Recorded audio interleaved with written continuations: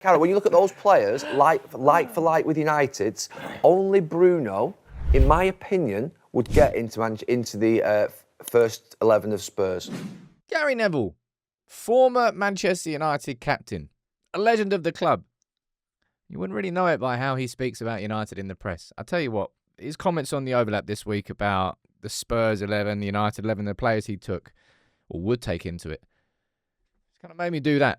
I'm looking at it going, mate, what are you talking about? What are you doing, Gary? Honestly, I want to know what you think in the comments below, because this is what Gary said, right? Let me run through it. When you look at Tottenham's 11, when you look at Tottenham's players like for like with United's, only Bruno would get into the Spurs first 11.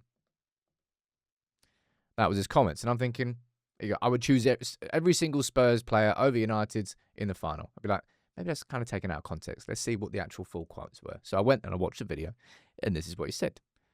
When you look at those players, like for like with United, only Bruno, in my opinion, would get into the first 11 of Spurs. I would select every single Tottenham player. The goalkeeper's a 50-50 split, but honestly, he runs through the team. I would choose every single Spurs player over United's next Wednesday. He doubles down on that. And this is the Spurs team who are below United in the table after the crap season. Mate, they've lost 20 games. Are you kidding me?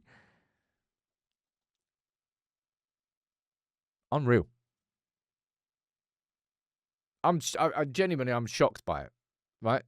Bruno Fernandes, of course he gets into it, but it's like he's forgotten the existence of Ahmed. And I genuinely think that's a bit, Gary's probably looking at it going, forgot about Ahmed. But I don't really know what a United, you know what it feels like with Gary, it's just my honest opinion here. When Gary left football and he tried to step into management, it didn't quite work for him. He went into punditry and he went in full steam ahead and he nailed it. And he was very, very good at what he did.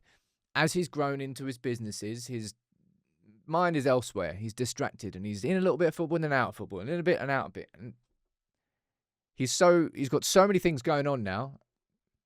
It's almost like he's coming back in and being like an extreme version of a pundit and then stepping out of it again. It feels like Gary Neville's ability as a pundit is reduced as a consequence. You know what I'm going to do now, and I don't think I've ever done one of these in this video on this channel. I'm going to run through a combined 11.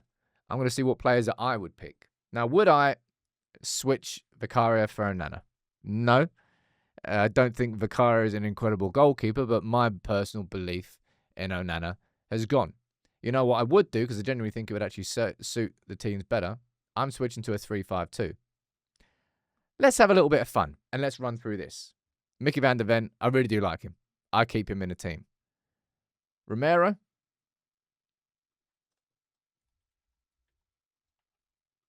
I genuinely argue that. Porro's going to be, you know what I'm going to do here? And I'll explain why. I'm doing that. Porro for Yoro, because I am bringing in... I think the Maguire and Romero one, you can argue that. If you can toss that up if you want, you can argue that. You're not arguing about Yoro getting in here. And I don't think you can argue about Ahmad being a right wing back. So I think Porro actually leaves the team. Simply because you have to play Ahmad at right wing back to fit everybody into this starting 11. Udogie, yeah, I'm starting him over Dorgy right now. I'm starting him over Shaw. Shaw's not getting in this team. End of story there. Midfield. Well, there's an easy one there. Let's get that done. Bruno Fernandes, of course, is coming into this team. And Bentancur? Nah, man. I think I keep Basuma in it. That's a little bit of a battling midfield, though, rather than quality. But you don't really need too much quality in set. Anyway. Solanke, off your pop, son. And I'm keeping Son and Kulusevski up front. So how many players have I got in there? 1, 2, 3, 4, 5. I think the Maguire one you can argue against Romero if you want. So there's four I want in. Yoro, Ahmad, Fernandes, and Casemiro. Am I putting Casemiro in there? I'm putting Europa League Casemiro in there. That's for sure. Either way,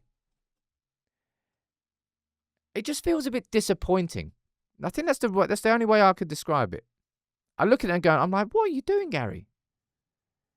A few days before the final, you got Gary Neville, who I imagine some of these players still look up to. Saying about all these players. Now, the only player I put in that Spurs 11, which currently sits 17th in the table and has lost 20 Premier League games this season, I am putting every single one of them in the starting 11 on Wednesday, apart from Bruno. It's just like that's the sort of thing I would expect Jamie Carragher to say. That's the sort of thing I would expect Paul Merson to say. It's just not the sort of thing that I would expect to hear from a Manchester United player and genuine legend with the influence that he does a few days before a cup final. It's content for the sake of the content rather than for something that may or may not help Manchester United as a team. And in an environment and a sort of society now that we know these players listen to what's being said about them. We know these players take notice about what's being said about them. It made me step back. It made me absolutely step back. Now, have I gone overboard in the players I put in there? I think you can have an argument about You can have an argument about midfield, and you can have an argument about Maguire. But you're not really going to argue with me over Yoro, Ahmad, or Fernandes. That's 3 absolute certainties that we'll get into Spurs' starting 11, and the others you can have an argument over. That's fair enough. But the idea that Bruno Fernandes is the only player who would get into a Spurs team who are 17th and have lost 20 games this season, into a club that hasn't won a trophy in 41 years. Yeah, cool, they might win on Wednesday. United might too. But just the idea that you can just completely and utterly dismiss the whole team, it might just be that Gary's burned by this season. Gary's scarred by what he's watched United. I think even in the overlap, he was saying, I'm kind of not angry anymore. It's just sort of like it's gone to the point where I'm a bit numb and just I can't really watch it. Not in the same way. So maybe it's because of that he just looks at these players differently and he hasn't watched. Imagine if he watched Spurs, every single Spurs game this season, watching them lost 20 times. I don't think he'd speak so confidently about the fact that every single one of them are getting to it. It's just disappointing that Gary's saying that sort of stuff ahead of the final. It won't help Manchester United in any way, shape or form. It might make a great bit of content for the overlap, but it won't help Manchester United. And I'm sure if I did something like that, my voice doesn't really matter. Not compared to a man who captained our football club. You can let me know what you think about that start. Do you think I'm right there? Fernandes, Ahmad, Yoro, the Maguire one you can argue over, and Casemiro you can argue over. Either way, it's certainly not just Bruno, which is what Gary was alluding to, and I just think it's just disappointing. That's the only way I can use to describe it.